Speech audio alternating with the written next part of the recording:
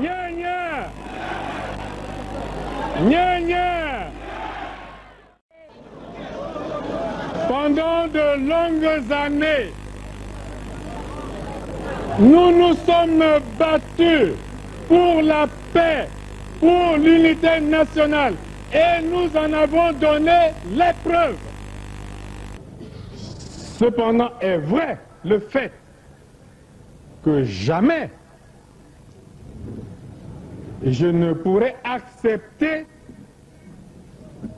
que la Constitution soit violée.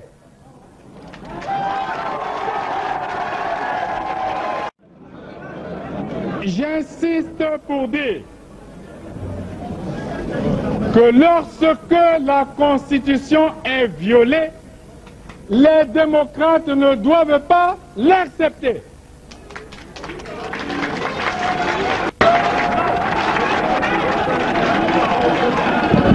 Jamais, jamais,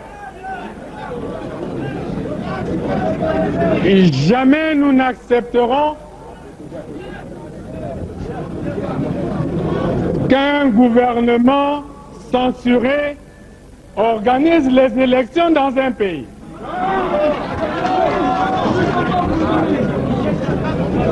Et nous prenons l'opinion internationale à témoin. Jamais, jamais nous n'accepterons que soient organisées des élections hors la loi. Partout ailleurs en Afrique où les dirigeants se sont permis de méprise sur ces questions, ces dirigeants ont plongé leur peuple dans les drames que nous connaissons.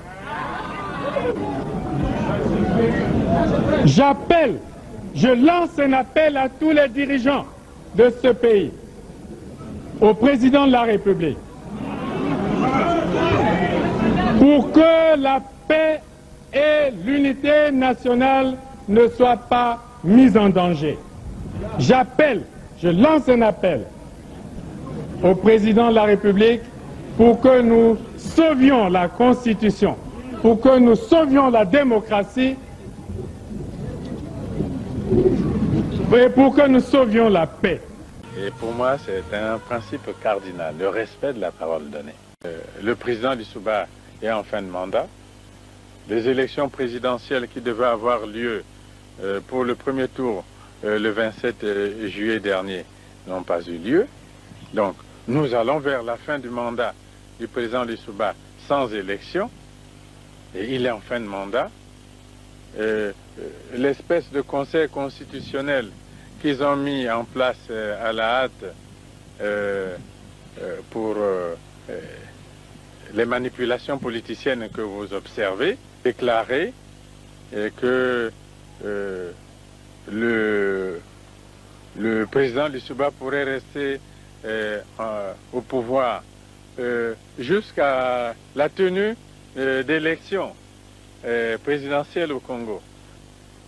L'avis du Conseil constitutionnel, c'est un coup d'État constitutionnel. À plus de 70 ans, on n'est plus éligible. À plus de 70 ans, on n'est plus éligible.